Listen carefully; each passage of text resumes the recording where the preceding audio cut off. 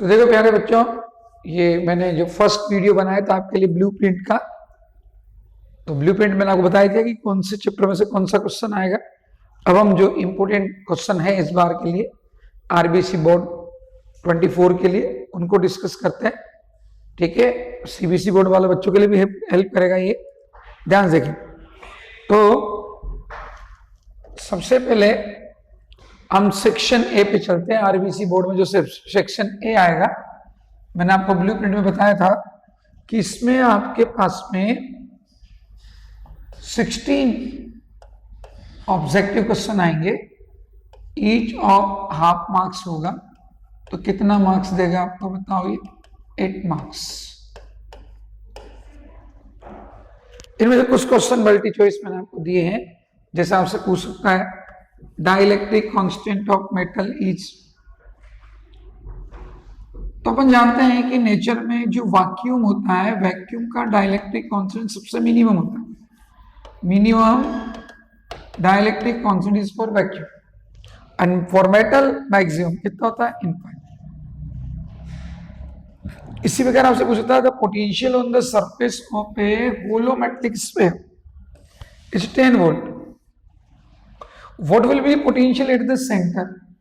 We all know the potential inside the metallic surface, hollow surface and metallic sphere remains same as at the surface. तो surface पे होगा वही inside होगा, तो बोले center पे भी कितना होगा? 10 volt. That's why answer will be 10 volt. Similarly आपसे पूछे resistivity for metal is, ठीक है, नहीं यहां पर थोड़ा सा एक करेक्शन है। For metal resistivity temperature coefficient is, ये आपसे पूछा जाएगा। For metal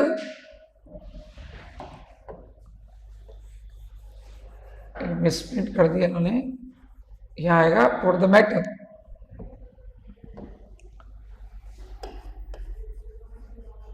resistivity temperature coefficient is, बोला क्या होता है?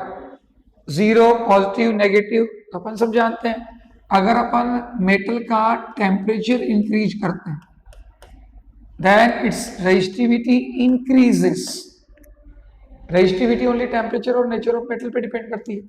When we increase the temperature resistivity increases. अब resistivity increases its mean alpha is positive. अगर इंसुलेटर और सेमीकंडक्टर लिए पूछता तो उनका टेम्परेचर इंक्रीज करने पर रेजिस्टिविटी डिक्रीज होती है, तो अल्फा क्या होता है? नेगेटिव। बट यहां मेटल दिया है तो for metal it is positive. What is the correct relation between EMF and terminal voltage? We all know V equals to E minus IF. If a charged particle enters the magnetic field at an angle theta, बोलो 0 degree पे enter मारता है तो linear path होता है, 90 degree पे मारता है तो सर्कुलर पाथ होता है, और अगर थीटा एंगल पे मारता है तो क्या होता है? स्पाइरल, साइक्लोडल भी बोल सकते हैं, साइक्लोडल पाथ। तो यहाँ स्पाइरल दे रखा है, स्पाइरल पाथ। ऐसे क्वेश्चन पूछ सकता है आपसे। इसी प्रकार आपसे पूछेगा if the root mean square, ध्यान रखें रूट मीन स्क्वायर वैल्यू को वो वर्चुअल वैल्यू भी दे सकता है। रूट मीन स्क्वायर वैल्यू का दूसरा नाम वर्चुअल वैल्यू भी होती है, कई बार देता है वर्चुअल वैल्यू। तो root mean square value of the current is 10 ampere. Ampere में करंट होती है ना, 10 ampere. Then what will be the peak value? बोला आईआरएमएस वैल्यू और पीक वैल्यू में रिलेशन ये होता है। तो आईआरएमएस को √2 से मल्टीप्लाई कर दो, इसको √2 से मल्टीप्लाई कर दो, आई नॉट है आंसर है। What is the value of this? बोला आप सबको मैंने लिखा रखा क्लास में, it is the velocity of light in vacuum, और इसकी वैल्यू क्या होती है? मीटर पर सेकंड में ये होती है, गलती से सेंटीमीटर पर सेकंड में देगा तो ये दे सकता है, तो यहां तो मीटर पर सेकंड में दी गई तो 10 to the power 8। If the power of convex lens is 10 dioptre then what will be the focal length? बताओ, पावर और फोकल लेंथ में रिलेशन ही होता है। तो F इक्वल्स टू क्या आएगा बताओ? 100/P। सो 100/P, पावर प्लस में क्योंकि कॉन्वेक्स लेंस की प्लस में होती है, मतलब फोकल लेंथ भी प्लस में आएगी 10 centimetre.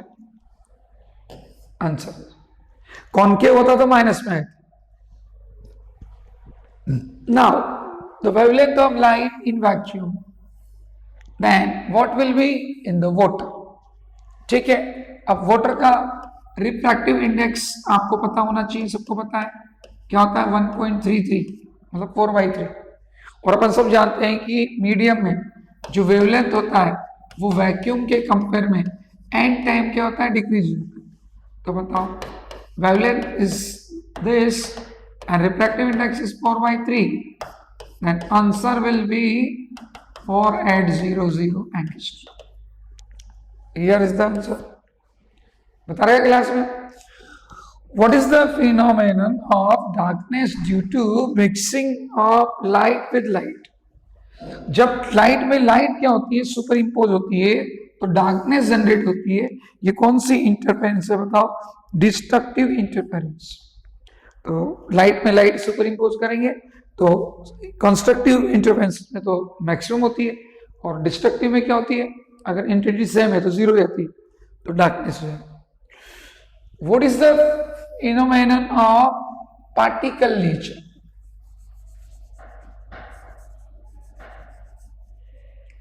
Particle nature of light, बोलो पार्टिकल नेचर ऑफ लाइट कौन बताता है? तो सब जानते हैं इंटरफेरेंस किसकी है, वेव नेचर को बताता है, डिफ्रेक्शन भी वेव नेचर, पोलराइजेशन भी wave nature, photo electric effect में सबसे पहले पार्टिकल नेचर बनी गई थी, तो ये पार्टिकल नेचर। तो कौन आंसर आएगा इसका, पार्टिकल नेचर को कौन बताता है बताओ, answer will B photo electric effect, because ये सब वेव नेचर को बताते हैं, पार्टिकल नेचर का ये। उसके बाद में what is the de Broglie wavelength of electron.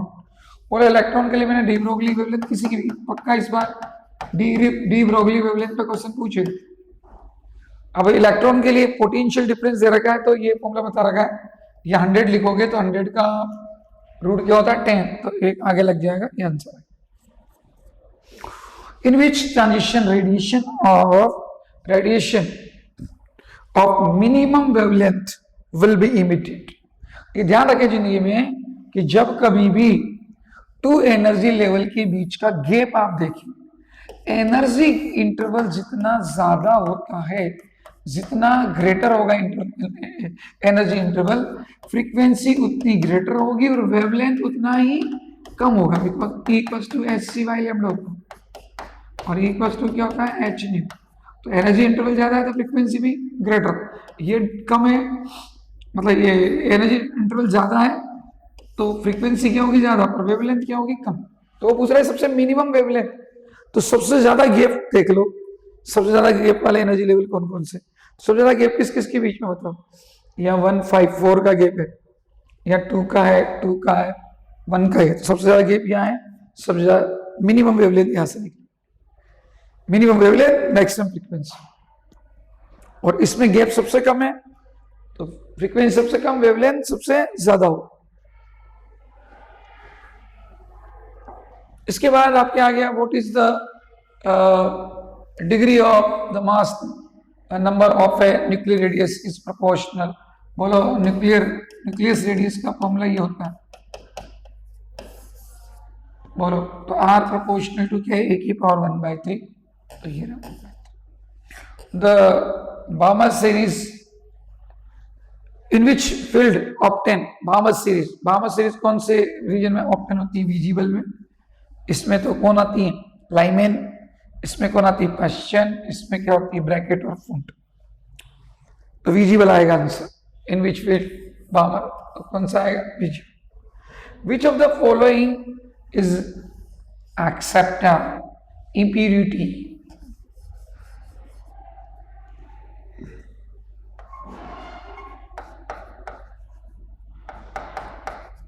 Acceptor impurity कौन सी होती है, ट्राइवेलेंट, ट्राइवेलेंट कौन सी इनमें से, boron.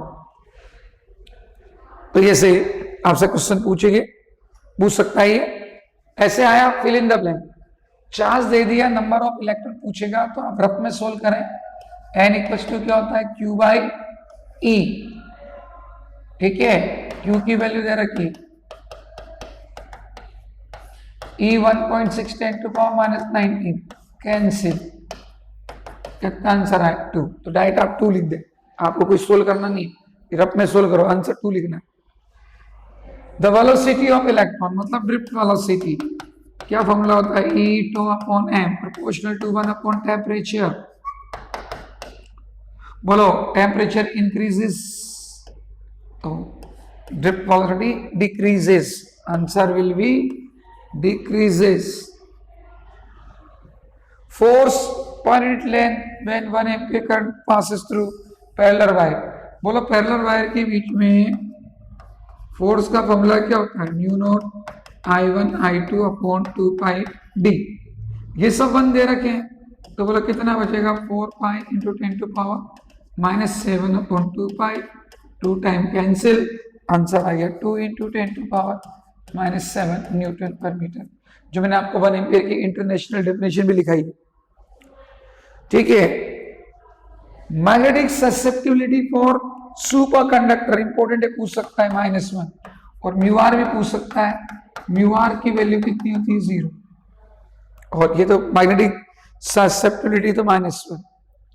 Angle between polariser and analyser, जैसे ही पूछे आपको कौन सा फॉर्मूला लगाना है, मेलस लो। बोलो मैक्सिमम पूछा है तो मैक्सिमम के लिए थीटा कितना लिख देंगे 0, मिनिमम पूछेगा तो कितना लिख देंगे 90। According to Huygens theory light is of wave nature. De Broglie electron, बोलो de Broglie, according to de Broglie, पूरा क्वेश्चन है according to de Broglie electron is of dual nature. इसने कहा था इलेक्ट्रॉन पार्टिकल भी और वेव भी, dual nature. Quantized according to Bohr, Bohr कहता है इलेक्ट्रॉन उन्हीं ऑर्बिट में रिवॉल्व करते हैं जिनमें एंगुलर मोमेंटम h/2 पाई क्या होता है, इंटीजर मल्टीपल, रेशनली होता है इंटीजर। तो कौन सी क्वांटिटी बताओ, quantized quantity. Crystal structure of semiconductor लिखा रखा मैंने आपको, tetragonal. Power factor of RLC resonant, वैसे पावर फैक्टर का फॉर्मूला ये होता है R/Z, बट रेजोनेंट सर्किट के लिए Z इक्वल टू क्या होता है R, तो कितना होता है 1। ये आपकी फिल इन द ब्लैंक्स। ठीक है, now answer in 1 line, 1 marks की क्वेश्चन, जो 1 लाइन में देना। Draw the equipotential surface of the dipole. अब भाई डाइपोल का आपको इक्विपोटेंशियल सरफेस पूछ रहा है, तो मोस्ट इंपोर्टेंट है ये, यूनिफॉर्म इलेक्ट्रिक फील्ड इसका पूछ सकता है, तो आप इसे स्क्वायर बनाओ।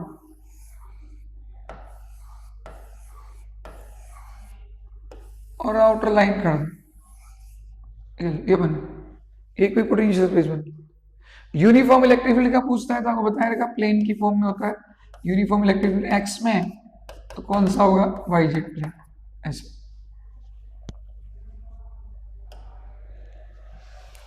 उसके बाद आता है draw the graph between V and R for the cell.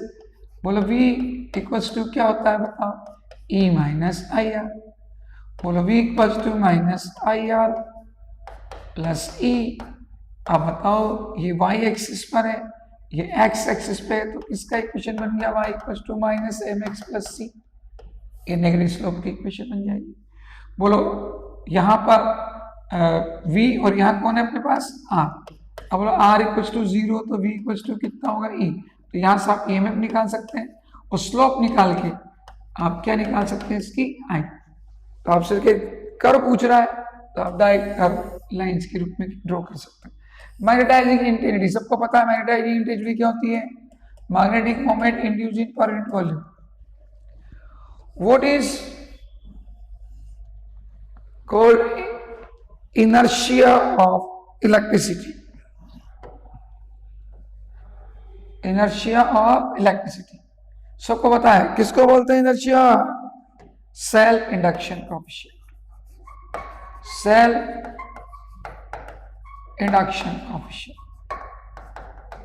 Is the inertia of electricity. आपको 2 वेव दी हैं, पूछा है दीज आर कोरेंट और इनकोरेंट, तो आप क्या करें, सब जानते हैं sine 90 plus theta cos theta. तो ये साइन में, इसको साइन में चेंज कर लिया। अब इनका एंगल चेक करो तो 10t है और ये 10t प्लस π/2, बोलो दोनों के बीच में फेज डिफरेंस कितना है, π/2 है, दैट इज कांस्टेंट। तो बोलो कौन सी है, कोरेंट। तो उसने पूछा कोरेंट है, yes. What is stopping potential, लिखा रखा है such negative potential on anode for which photoelectric current become equal to 0, it is known as stopping potential. What is source of energy of sun and stars? Nuclear fusion. What is called collision impact parameter? क्या बोलता है, what is called impact parameter? तो मैंने आपको बता रखा है, perpendicular distance of initial velocity of alpha particle from the nucleus is known as impact parameter, लिखा रखा है रजिस्टर में। ना अब आते हैं सेक्शन बी में, यहाँ आपको 1.5 मार्क्स के क्वेश्चन मिलेंगे। तो क्या क्या क्वेश्चन आ सकते हैं, ध्यान से। जैसे आपसे पूछेगा find out the potential at r theta due to electric dipole, या तो ये आ सकता है आपके पास में आइदर एनी न्यूमेरिकल आ सकता है, मोस्ट चांस न्यूमेरिकल के हैं, numerical combination of capacity, capacitor के कॉम्बिनेशन पे न्यूमेरिकल आने के सबसे ज्यादा चांसेस है।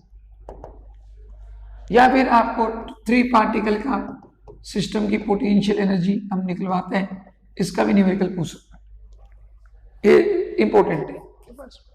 इसी प्रकार आपसे पूछेगा व्हीटस्टोन ब्रिज के लिए बैलेंस कंडीशन फाइंड आउट करो, साथ में किरचॉफ्स लॉ के न्यूमेरिकल आ सकते हैं, मोस्ट इंपोर्टेंट, या तो ये आएगा या किरचॉफ्स लॉ के न्यूमेरिकल। इसी प्रकार हम आगे बढ़े तो एक्सप्लेन डाई मैग्नेटिक, पैरामैग्नेटिक और पैरामैग्नेटिक कंफर्म डिफरेंस पूछ सकता है, यूनिफॉर्म मैग्नेटिक फील्ड में इनकी फील्ड लाइन पूछ सकता है, इनके लिए आईएच कर्व बनवा रखे वो पूछ सकता है, मोस्ट इंपोर्टेंट इस बार। इसी प्रकार आपसे पूछ सकता है कि कोई भी रोड रोटेट कर रही है मैग्नेटिक फील्ड में तो उसके लिए ईएमएफ का फॉर्मूला डेवलप करो, हमने सिखा रखा है, ये क्वेश्चन आपका आ सकता है। इसी प्रकार इस पे बेस्ड ये न्यूमेरिकल है, सबको पता होगा कौन सा, बीवीएल, इसमें ध्यान रखा करो, बीएच हमेशा साउथ से क्या होता है, नॉर्थ, और बीवी का होता है वर्टिकली डाउनवर्ड्स, और बीवीएल तीनों परपेंडिकुलर होते हैं तो ईएमएफ जनरेट होता है, वरना नहीं होता। पर ध्यान रखें इस चैप्टर में से या तो equal to N D phi by D T का न्यूमेरिकल आ सकता है, या ये जो मैंने बताया बीवीएल जिसमें तीनों परपेंडिकुलर होने चाहिए इसका आ सकता है, या फिर इक्वल टू आपके पास में L D I by D T और E two equal to minus M D two I, इनसे रिलेटेड कोई सा भी न्यूमेरिकल आ सकता है, सबसे ज्यादा चांस है। इसी प्रकार आपसे ये ध्यान रखें कि इसमें से ये जो चैप्टर नंबर 8 है इनमें से पक्का आपके क्वेश्चन आएगा, और सबसे ज्यादा चांसेस है कि जो स्पेक्ट्रम पढ़ाते हैं स्पेक्ट्रम में कौन सी रेखा वेवलेंथ ज्यादा है, किसका कम है, किसके यूज क्या है, कौन किससे जनरेट होती है, इस पे बेस्ड क्वेश्चन आ सकता है। सिमिलरली ऐसा क्वेश्चन भी आ सकता है कि आपको ई देके बी पूछेगा, तो ये आपको हमने क्लास में भी कराया कैसे करते हैं, जिस हिसाब से कहेगा वेव जा रही है एक्स में, ई वाई में, तो बताओ बी किस में कॉम्पोनेंट करेगा, जेड में, और इसका एम्पलीट्यूड कितना होता है, ई नोट अपॉन सी, ई नोट ये रहा, सी का डिवाइड मार देना 3 × 10⁸, पीछे का ऐसे कैसे लिखना होता है इसमें, नो चेंज, बस बी का इक्वेशन है, और मैक्सवेल एम्पीयर लॉ भी पूछ सकता है, ये ज्यादा चांस है क्या नहीं। इसी प्रकार आपको चैप्टर नंबर 9 में से टेलीस्कोप का न्यूमेरिकल पूछ सकता है, तो इसका हमने आपको फॉर्मूला लिखा रखा है -FO/FE, माइनस मतलब इन्वर्टेड इमेज आएगी और रियल आएगी, और मतलब इन्वर्टेड इमेज आएगी एक्चुअल से इसलिए माइनस आता है, और ट्यूब की लेंथ के लिए फॉर्मूला क्या होता है FO+FE, FO देगा आपसे, लेंथ ऑफ ट्यूब पूछेगा तो ऐसा आप कर सकते हैं, ये भी इंपॉर्टेंट है इस बात के लिए। इसी प्रकार ये यंग के जो एक्सपेरिमेंट पे ये होते हैं कि nth ब्राइट रिंग की डिस्टेंस कितनी है, ये मैंने आपको फॉर्मूला बता रखा है, और डार्क के लिए फॉर्मूला बता रखा है, इस पे बेस्ड क्वेश्चन आने के फुल चांस। या फिर आपको A1/A2 देकर I मैक्सिमम I मिनिमम पूछेगा उसका, जैसे ये न्यूमेरिकल में देखो क्या दे रखा है, 4th ब्राइट फ्रिंज की डिस्टेंस दे रखी है 4, तो यहाँ 4 लिख देंगे, डी दे रखा है, डी क्या होती है, स्क्रीन की डिस्टेंस, स्लिट से स्क्रीन की, ये दोनों स्लिट के बीच की डिस्टेंस, और लेमड़ा पूछा, इजीली निकाल सकता है। ऐसे explain the deflection from single slit और write down the condition for deflection. तो कंडीशन ऑफ डिफ्लेक्शन बता रखा है कि वेवलेंथ जो है वो ऑब्स्टेकल और एपर्चर की साइज की होनी चाहिए, और इसका सिंगल स्लिट का वो कर्व ये पूछ सकता है, आपको बना रखा है, ये इंपॉर्टेंट। इसी प्रकार वर्क फंक्शन एनर्जी मेटल की नेचर पे डिपेंड करती है, और इसका formula H nu naught S C upon lambda zero. पर ध्यान रखें अगर इलेक्ट्रॉन वोल्ट में देता है ये, तो आप इसको जूल में जरूर कन्वर्ट करें, उसके बाद इस फॉर्मूले में रखें। आपको फ्रीक्वेंसी पूछता तो फ्रीक्वेंसी, वेवलेंथ पूछता तो वेवलेंथ आ जाएगी। तो ये भी इंपॉर्टेंट इस तरह का न्यूमेरिकल आ सकता है। एक ये वाला न्यूमेरिकल, इसमें देखो ध्यान रखें, जब भी एनर्जी लेवल की एनर्जी देता है और ये पूछता है तो आप ये फॉर्मूला लगाया करो, En2 minus En1 equals to H nu, और लेमडा पूछता है तो एस अपॉन लेमडा, और इनके नंबर दे रहा है कि ग्राउंड स्टेट है, फर्स्ट एक्साइटेड स्टेट है, तो उस समय ये लगाया। ये दो चीजों पे न्यूमेरिकल आ सकता है इसमें। अब जैसे इसमें एनर्जी दे रखी है तो कैसे करेंगे इसको बताओ। जैसे E से कहा रहा है 3E/4, तो इनके गैप के बराबर वेवलेंथ को इमिट करें, सॉरी E/4 है ना, E से E/, तो दोनों का डिफरेंस SC बाय लेमडा। अब बताओ ये कितना बचा, ये कितना बचा अपने पास बताओ, 3/4 equal to SC upon lambda. अब यहां से कूदेगा तो 3/4 में से E/4 सब्ट्रैक्ट करो, बोला कितना आएगा, SC अपॉन लेमडा डेश। बोला इसमें एलसीएम कितना आएगा 4, तो कितना बचेगा E/2 SC upon lambda dash, ये बचेगा। अब या तो आप इन दोनों में डिवाइड कर दो, सबसे अच्छा तरीका डिवाइड कर दो, तो डिवाइड करते लेमडा डेश की वैल्यू जाएगी, कैसे बोलो, 3E/4 अपॉन E/2, इधर क्या है SC upon lambda, SC upon lambda dash, ये कैंसिल, ये कैंसिल, 2 जा 4, तो lambda dash equal to 3/2 lambda. बोलता है लेमडा की वैल्यू दे दे तो आपको लेमडा डेश की न्यूमेरिकली वैल्यू मिल जाए। इसी प्रकार आपसे पूछ सकता है कोई भी इलेक्ट्रॉन अगर फर्स्ट उसमें एनर्जी लेवल में, मतलब ग्राउंड स्टेट में कहीं से भी जंप करता है तो कौन सी सीरीज निकलती है बताओ, लाइमन सीरीज। इसकी मिनिमम मैक्सिमम वेवलेंथ बताओ, मैंने कहा रखा 9, 1, 2, 12, 16, ऐसा क्वेश्चन आ सकता है। ठीक है, ऐसे ही आपसे क्वेश्चन आ सकता है भैया क्या करो, पर न्यूक्लियर बाइंडिंग एनर्जी को मास नंबर के साथ क्या करो, ड्रॉ करो न्यूक्लियर फिजिक्स का, और कौन स्टेबल है कौन अनस्टेबल है ये पूछ सकता है। इसके बाद प्यारे बच्चों सेक्शन नंबर C आता है, इसमें आपके पास में 3 मार्क्स के क्वेश्चन आएंगे, और इसमें और लगाओ, एक ही करना है, 2 देगा एप्सम में एक ही करना। इसमें सबसे इंपॉर्टेंट क्या है अपने पास में, आपसे लीनियर चार्ज है, किसी का लीनियर चार्ज, गॉस तो लिखो, लीनियर चार्ज का इलेक्ट्रिक फील्ड पूछ सकता है। क्या दे सकता है कि इलेक्ट्रिक डाइपोल क्या होता है, यूनिफॉर्म इलेक्ट्रिक फील्ड में इसका बिहेवियर बताओ, और बैलेंस और अनबैलेंस कंडीशन को एक्सप्लेन करो, जो हमने आपको बता रखा है। तो ये चैप्टर नंबर 5 से 3 मार्क्स का क्वेश्चन ऐसे पूछ सकता है। चैप्टर नंबर 5 में जाए तो सबसे मोस्ट इंपोर्टेंट है, बाय-सॉर्ट लॉ लिखो, और कोयल के एक्सिस पर मैग्नेटिक फील्ड निकालो, और उसका कर्व भी ड्रॉ करो, कोयल के एक्सिस पे, मोस्ट इंपोर्टेंट है। इसी प्रकार अगर हम चाह जाए यहाँ पर किस पे, चैप्टर नंबर इसी का और के अंदर क्वेश्चन देखें तो क्या पूछ सकता है, राइट डाउन एम्पियर्स लॉ, और मैग्नेटिक फील्ड निकालो किसी कारण, cylindrical current carrying wiring current, outside और इनसाइड, ये भी आ सकता है। चैप्टर नंबर 14 पे चले तो आपसे कह देगा भैया इस वेव को एसी वेव में कन्वर्ट करने वाली डिवाइस का नाम लिखो, तो सबको पता है फुल वेव रेक्टिफायर, और उसकी वर्किंग पूछ सकता है, या फिर हाफ वेव रेक्टिफायर, दोनों में से एक रेक्टिफायर पूछे, फुल वेव या हाई फ्रीक्वेंसी, तो दोनों डेरिवेशन टाइप क्वेश्चन है, आराम से कर सकते हो। 3 और 4 मार्क्स में दिक्कत नहीं होती ज्यादा। इसी प्रकार आपसे पूछ सकता है भाई डाइपोल है, उसके एक्सिस पे क्या निकालो, इलेक्ट्रिक फील्ड इंटेंसिटी निकालो फर्स्ट चैप्टर में से। या फिर आपसे पूछ सकता है भैया आपके पास में शेल है, ठीक है, स्फेरिकल शेल, शेल के इनसाइड आउटसाइड गॉस लॉ से इलेक्ट्रिक फील्ड निकालो, ये पूछ सकता है। इसी प्रकार 4 चैप्टर में जाए तो सोलेनोइड के कारण मैग्नेटिक फील्ड पूछ सकता है, right down the Ampere's law, पर चांस के कम है, कोयल के ज्यादा है, पर ये भी आ सकता है।